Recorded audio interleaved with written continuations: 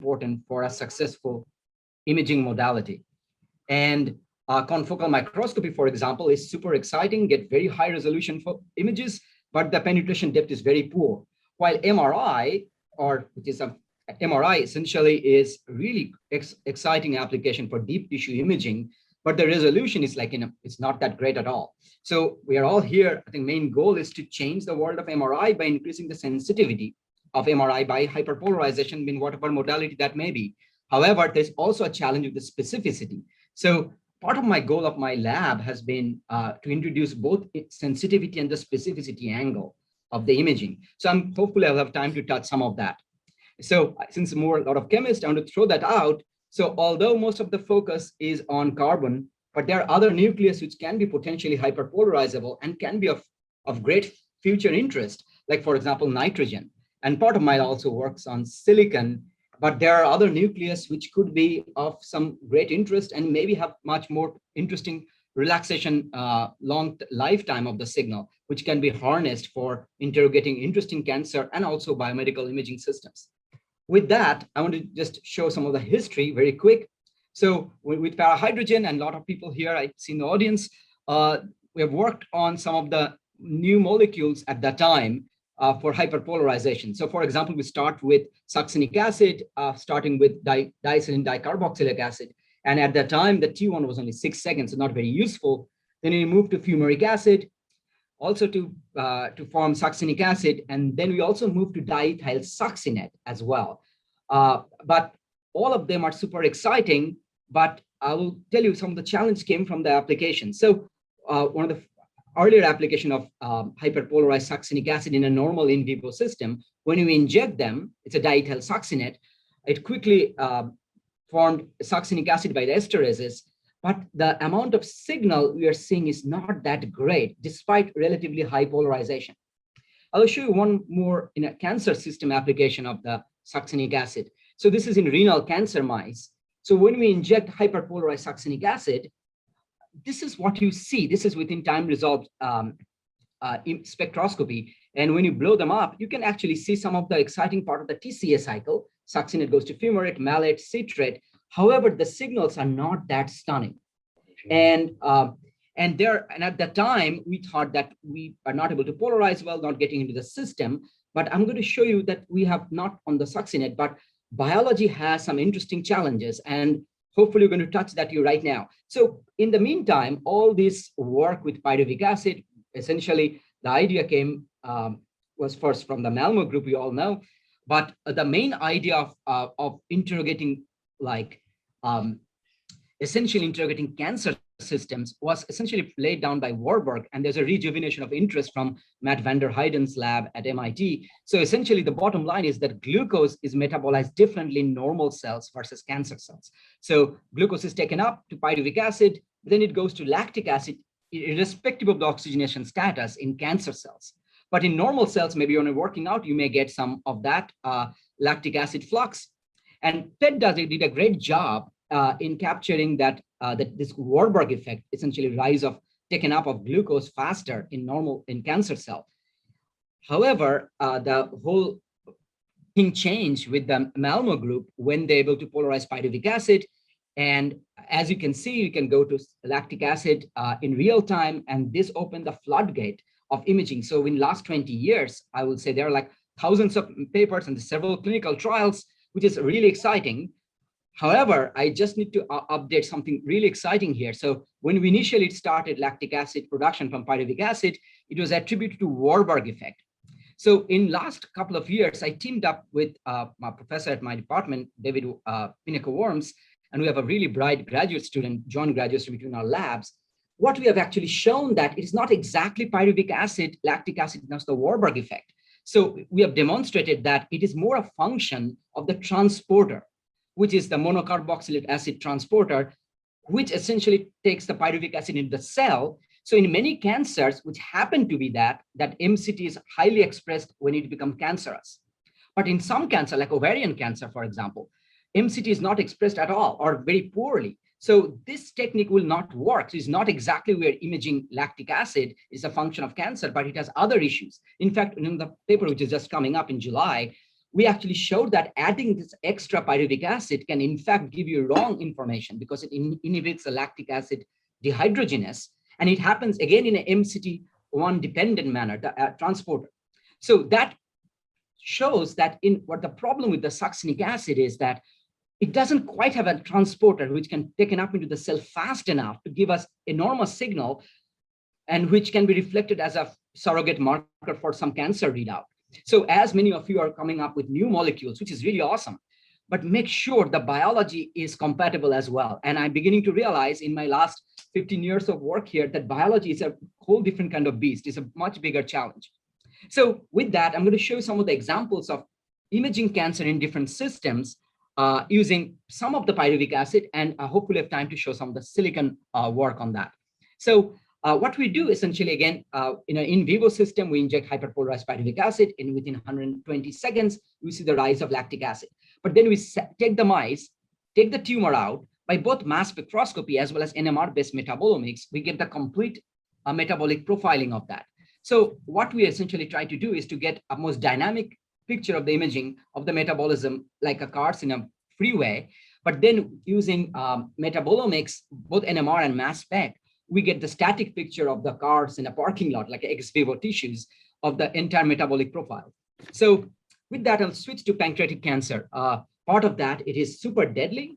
In US, almost 3% of cancer is pancreatic cancer, but 8% of the death is attributed to pancreatic cancer. But in fact, the statistics is more dire because in many cancer, when you detect at stage 1, your mortality rate, is survival rate for 5 years is almost like 80 to 90%.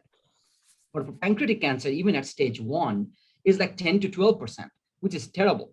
And so, and given that it is completely asymptomatic, there is an enormous effort, at least in our institute, to detect pancreatic cancer at a very early stage. So when I first moved to MD Anderson, my goal was essentially, can we make a difference in pancreatic cancer? With that, I'm going to show you 3 different applications in pancreatic cancer. The first one is can we assess the aggressiveness of pancreatic cancer? So at MD Anderson, when the patient come in, with pancreatic cancer patients come in, we have the surgery is the first line of treatment. So they remove the pancreatic cancer tissue from the patient.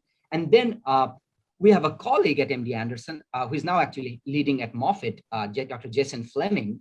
He developed this pancreatic cancer xenograft mouse model from the surgery tissue of the patient. So essentially engraft them in a mice and let them grow, which has the very similar features of the patient itself. So we selected 4 pancreatic cancer PDX mouse and 4 reflected 4 different level of aggressiveness. One of them, this PTX148, is the most aggressive. In fact, we have even the patient data. The patient died within like 1 month after she was diagnosed. On the other hand, we have a much more slow growing, less aggressive pancreatic cancer. We call it PTX141, where the patient is still alive after 6 years. So again, we have this mouse model and an N equals 5, and we inject this hyperpolarized pyruvic acid to the tail vein. So if you look at the most aggressive mice, the pyruvic acid doesn't have time to grow. You can immediately transfer to lactic acid. So it's almost like a gigantic metabolic machine just sitting there and is chewing up pyruvic acid. Well, on the other hand, in the slow growing, you have enough time for the pyruvic acid to build up, and then there's a slow growth of lactic acid. So when you plot them, essentially over first 120 seconds, the most aggressive acid is immediately converted to lactic acid. And you can see it's just the conversion is almost 1-to-1. While in the least aggressive one, it is very slow growing. And what is exciting is when we plot this lactate to pyruvate rate with the total lactic acid, we got that from NMR-based metabolomics of the tumor tissue from the mice after doing the experiment, we sacked them. It's a perfect straight line. And now we know after our mechanistic paper that we actually saw that here, MCT1 is same across, which is the monocarboxylate transporter, in across all the 4 pancreatic cancer level PDX. However, this is a function of LDH. So in this particular mouse cancer system, in pancreatic cancer, potentially patient can come in, we can inject pyruvic acid, and just from looking at the lactic acid, we can predict the aggressiveness as well as how bad the tumor is. So this is could be a potentially good application of hyperpolarized hyperpolarized pyruvic acid in pancreatic cancer. And it only works again because the MCT1, the transporter, is expressed along the 4 lines to the pretty much the same amount. Now I'm going to switch gear and show you early detection of pancreatic cancer with hyperpolarization. So again, those who are not into biology, I want to explain that pancreatic cancer evolved in a kind of precancerous malignant state. This is not cancer at all, some kind of inflammation, where a normal pancreatic cell become pannin-1. We call it some kind of inflammatory syndrome. Then pannin-1b, then pannin-2, and pannin-3. Then finally, pannin-3 becomes the stage 1 pancreatic cancer. So one of the theory right now is that for an individual who turned into pancreatic cancer, he had an oncogenic hit. There's a phrase we use. It probably happened 10 years ago. So it took almost 10 years before the individual expressed the symptom of pancreatic cancer stage 1. Unfortunately, there's a well-known mouse model and where we can have all these stages captured. This is very slow growing, like each of the mice take almost like a year from normal to full-blown pannin-3. So we have this mouse model and we inject hyperpolarized pyruvic acid to each of them, and each stages we're able to extract the tissues from the pancreas to do also NMR-based metabolomics. So this is a short data. So in the control mice, which is the normal mice, 10 weeks is pannin-1, 20 weeks is pannin-2, 30 weeks is pannin-3. So when we look at the alanine to lactate ratio, this is the real-time injection of pyruvic acid. Part of the flux become alanine, part of it goes to lactic acid. Alanine to lactic ratio is the crucial because in the control it's really high. With time, lactate grows, alanine is reducing, and we can able to measure that in real time. Also, you can able to capture that by proton NMR spectroscopy just from the tissues, not from the pancreas. It's really hard to do in vivo, but the ex vivo tissues, you can see that the lactic acid is rising with more advanced pannin stage, while alanine is going down. So you can get these beautiful images as well. So you can actually see that when you inject pyruvic acid, alanine goes up and lactic acid goes down. In the early stage pannin, and with the advanced stages, the reverse actually happens. So what we now believe is that pyruvic acid, and it only really happens in pancreas. It's not, we have not able to see this in other cancers so clearly, that in early non-inflammatory stages, pyruvate is shuffled to alanine, but as it becomes more cancerous, it is shifted to lactic acid. So the rate constant, kinetic constant, KPL and KPA, we believe that can be a really exciting biomarker for future clinical application. And with that, right now, we're in collaboration with my colleague, Florencia Macalista. She's one of the rising star in pancreatic cancer research. In fact, both her parents died of pancreatic cancer. She's in the high-risk pancreatic cancer group. So she's highly motivated to change the trajectory of pancreatic cancer. She developed this high-risk pancreatic cancer clinic at MD Anderson, where essentially they're not patients, they have a genetic conditions or some other issues which cause them to be at high-risk pancreatic cancer group. So we are now trying to apply this technology in this as a clinical trial. So right now it is at the FDA approval stage. So hopefully you can able to start soon on this, but that will be another research someday, but we are not quite there yet. But this is one of the things we're trying to do. Finally, assessing the therapy of pancreatic cancer. So I'm just going to give, because I think most of the audience know how the spectra looks like, but this is where pyruvic acid is converted to lactic acid when you're treating them with the LDHA inhibitor. So in the mouse which responds to treatment, on day 4, essentially the lactic acid is substantially reduced. And on day 6, it is almost like normal. And all this happens when the tumor volume doesn't change. So we are able to capture the metabolic stage before it is shown up in anatomical volume of the tumor. But in another mouse phenotype where it doesn't respond, you can actually see on day 4, lactic acid is more the higher peak. And day 6, it is the most prominent peak in the whole spectrum. So we can use hyperpolarized pyruvic acid for early detection in pancreatic cancer. I'll switch gear now. I'm going to show you another cancer therapy application. This is in collaboration with Dr. Jim Allison's lab at MD Anderson, who won the Nobel Prize for discovering immunotherapy. And as you know, immunotherapy is one of the most exciting new line of therapy which just came out in the last 15 years and is changing the trajectory of cancer. One of the most exciting application of immunotherapies in melanoma, where essentially patient was supposed to die in 4 months, are completely cured. But it only works for some patients. I think in melanoma, almost 56% respond, and remaining 44 doesn't respond. So one of the key challenge for the people who are interested in more metabolic imaging side is that, can we develop an in vivo metabolic imaging marker? We can actually rule out who has immunotherapy resistance, but who are responsive. So in collaboration, Dr. Allison's lab and his former student, Mike Curran, they have developed this really exciting immunotherapy system where they challenge the mice. In 4th generation, we get 4 line of mice. By the 4th generation, these mice are completely immunotherapy resistant.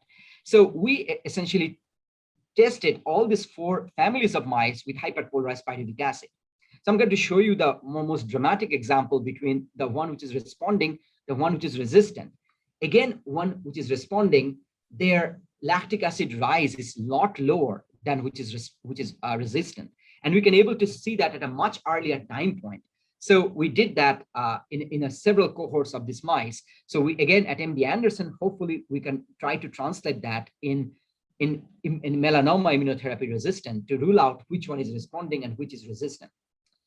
And so essentially, I think this is pretty much well known that NLAC, which is lactate to pyruvate ratio, can be a biomarker for assessing early efficacy of therapy and early resistance to immunotherapy resistance as well. I will pretty much end this, I think, at the metabolic imaging side. One of the most exciting applications which is coming up right now, again, my colleague Florenza McAllister in a kind of a seminal paper in Cell showed that by changing the microbiome, you can make the patient respond to immunotherapy in pancreatic cancer. So immunotherapy doesn't work in pancreatic cancer. However, it can work in a limited scale when pancreatic cancer, they've been treated with their microbiome by the fecal transplant, but the microbiome actually changes. So part of my lab is now working on to see if the microbiome change can also lead to a change in metabolism. So we are using, again, hyperpolarized pyruvic acid, and I'll be really excited to apply in hyperpolarized glucose if you have long enough time, because that will be a really exciting, essentially molecule to test that out here in this particular system. Now, in the remaining time, I'm going to show you something. I think I have a very limited time, I realize, probably 5 minutes. So again, it's a work done by a graduate student in my lab, again, with patient-derived glioblastoma. Again, a part of the tumor taken out from the patient, grown into a mice. We did a very similar work, hyperpolarized pyruvic acid, and then a portion of the mice were sacrificed and we NMR-based metabolomics. This is the data just by looking at the tumor progression. So we followed the entire tumor progression over a period of like 3 months. And we selected this tumor line, which is super aggressive, that allow a graduate student, T1 of life, essentially a timeline to finish his PhD in 4 years. Essentially, this experiment can be repeated several times because this mice is, this cancer is super aggressive. In the normal cases, the mice dies within 30 days. So if you just follow the anatomical volume, the tumor grows from, we can image that at day 20, then we treat the mice with radiation at day 30 and 35. Then we see a reduction in the anatomical volume at the day 40. Then eventually at day 60, the tumor started coming back again, which is unfortunately the nature of glioblastoma. It responds, then it goes back and it relapses again. So we want to capture, can hyperpolarization do an early detection, early efficacy of therapy, can early relapse? So can hyperpolarization capture the entire evolution of tumor at earlier time points? And I'm just not doing justice to the graduate student, a lot of work here, but what we've showed that this is the lactate to pyruvate ratio, so we can able to see early detection at 14 days as opposed to 21 days. So a week in a timeline of 30 days. And then we see the early efficacy almost immediately after the treatment. And we can able to see the relapse almost 3 weeks before actually it relapses. So this is actually exciting. We can do apply hyperpolarization to capture at an earlier time point in the tumor evolution. So what we are now also trying to do, as we all talk about hyperpolarized pyruvic acid, you can only see only one metabolite, lactic acid.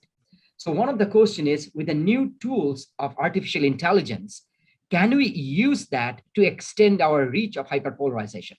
So on a different topic in pancreatic cancer, we recently published a framework where you can apply hyperpolarization, metabolic imaging, as well as anatomical imaging, and combine that with some of the deep learning protocol, along with other data like RNA-seq, metabolomics, we call it a data lake. And can we do some prediction, as well as can prediction algorithm to other metabolites of interest beyond lactic acid? I'm going to show you a quick example in GBM where we extend that in a mouse model, of course, not in human yet. So in GBM, we identified 9 parameters for hyperpolarization. These are all like very related in some level. NLAC, lactate to pyruvate, time to maximum pyruvate, time to maximum lactate, total lactic acid. And then from NMR-based metabolomics, we have 8 metabolites we identify with changes in GBM, in the time course of GBM evolution. And this is, I'm just throwing this in a really short time. This is our model where we use this anatomical data, we overlay that with some of the metabolomic imaging, hyperpolarized imaging data, along with NMR-based metabolomics data. And we train the set with like almost 50 mice, and then extend that over 100 mice. And what we can actually get, we can do even earlier prediction of the tumor, of the treatment efficacy. But what is more exciting, and in fact, that's we're trying to test that in pancreatic cancer, we can able to predict almost from day 14 and day 34, we can actually predict much other metabolites. In fact, 8 metabolites in case of in GBM, which is extend the reach of the hyperpolarization to much long-lived metabolic imaging. Again, it's not real metabolic imaging, it's more like prediction, but it holds pretty tight, essentially, the data. So what I'm going to end with this, that hyperpolarization is super exciting. It can detect different oncologic events, but extending that with DL, deep learning and AI, we can even do even farther. And Matt, do you have any more time? Like if I have 1 more minute, I want to quickly show some data. Please, go for it. Okay, awesome. So this is with silicon hyperpolarization. So this is hyperpolarized silicon has much long-lived T1 over hour. So what we have done, we have attached some of the biological marker on surface of silicon. In this case, we selected mucin, which is a marker on colorectal cancer. And we attach the mucin antibody using on the surface of silicon, using some of the linker, which is very well-established conjugation techniques. I think this is a work from Nick Whiting, which is the work, I think this part of the work has been published. So the attaching this antibody doesn't cause a reduction of the T1 time. They remain pretty much the same, but is what is also exciting because we're exerting them to this harsh non-biological condition of DNP. That also doesn't change the biological antibody binding affinity. So that is exciting.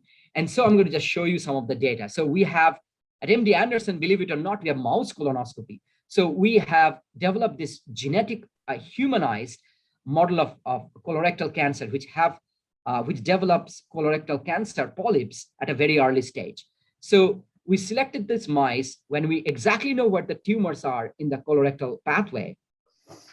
So we inject this hyperpolarized silicon particles, and probably in 15 minutes, we're able to see the silicon particles are exactly located at the center where the tumors are, where we can localize that by endoscopy. But we also have a biological control which doesn't express essentially silicon particle, which has the mucin antibody attached with it. So when we inject that in another mice, they do not detect any of that. But we also have we call it chemical control. So essentially, this is a mouse which doesn't express as that human mucin. And in this case, we do not see that at all. So hyperpolarized silicon particle can actually detect tumor, but this opens the door for essentially real-time receptor imaging, which is the realm of PET and SPECT. So this is the real data, actually. So we're now extending that in smaller particles, nanoparticles, and also mesoporous particles, where we can probably do drug delivery and imaging at the same time. With that, essentially, I'm going to end that. We now have 2 different modalities. One in seconds, we call metabolic imaging modality, and I hope that with some of the continuous polarization, we can probably extend that to other nucleus, and with long-lived targeted molecular imaging modality with like hyperpolarized silicon particles. With that, I'm going to end. Any question, I'm happy to answer. Pratip, that's a great talk. Thank you so much. You know, the silicon work has always been so interesting to us. I mean, you know, as you know, we played around with it a while ago, and And, there's this unfortunate relationship, of course, between the particle size and the T1. I guess in the application you're using, and thinking about a mouse colonoscopy is like mind-blowing at several different levels. These are, I guess, like micron-sized particles? These are micron-sized particles, exactly. These are micron-sized particles. I have to add, I didn't show the data because we don't have any. I saw it go by quickly that you had some like 70 nanometer particles or something like that. Yes. So those particles can be polarized, and we found that it's a lot of it's how we formulate the particles. So we now have a formulation where the silicon particles do not clump together. Part of the challenge is the clumping. Yep. Even nanoparticles clump together, and it's a big challenge. So we essentially found some formulation where it actually works. So this will be ongoing work right now.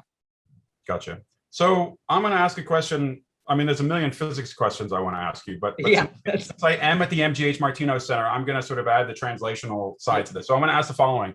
I mean, we know, and you've shown, hyperpolarization adds so much SNR and specificity to spectroscopy, as you've shown. And preclinical folks, they use it all the time.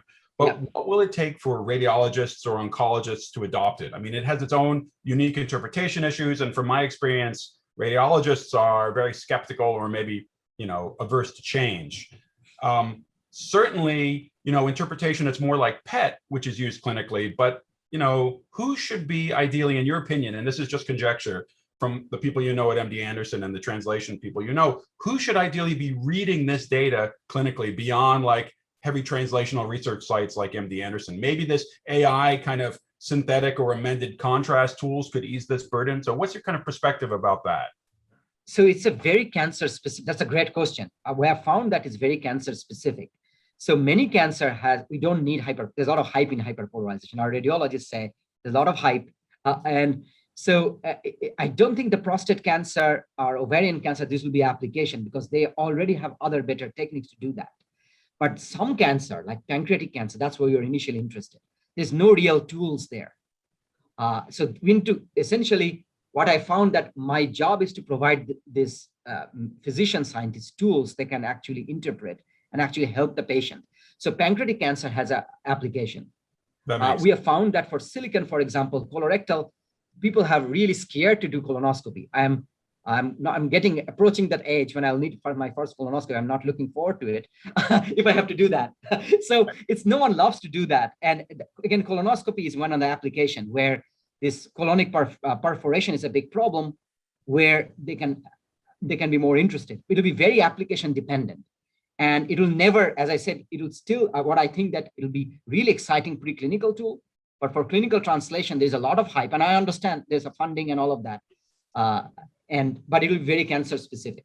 Yeah, that's a really good answer. I mean, going in places where there are no other tools. I mean, that's definitely a way to get the attention of clinician scientists. I mean, similar to our center, MGH, very similar clinician scientist sort of mentality.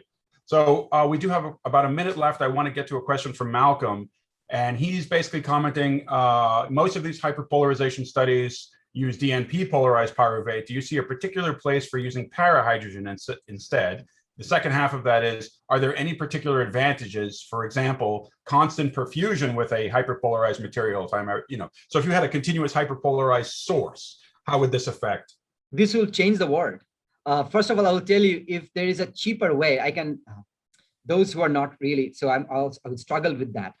Every time someone sees a $5,000 bill on one hyperpolarized scan, it turns everyone off.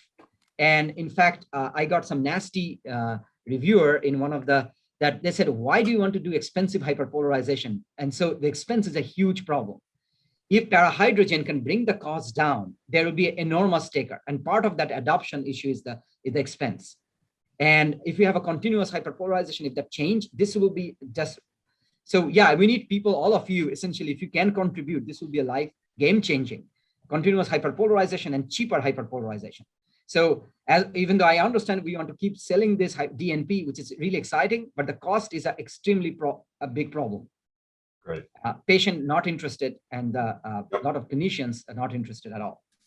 Pratip, thank you. I do want to address, and I think it's important, there's an anonymous attendee who says colonoscopy is not as bad as you think. So I actually need to say, this is like too much information, but that is true. And colonoscopy, like everyone out there should get their colonoscopies. My father almost died from colon cancer. And, you know, colon cancer is one of those things that if detected early in general can be benign. So get your colonoscopies. Don't be scared away by Pratip and bowel perforation. But yes, we are all looking for new tools. So with that, let's move on. Thank you.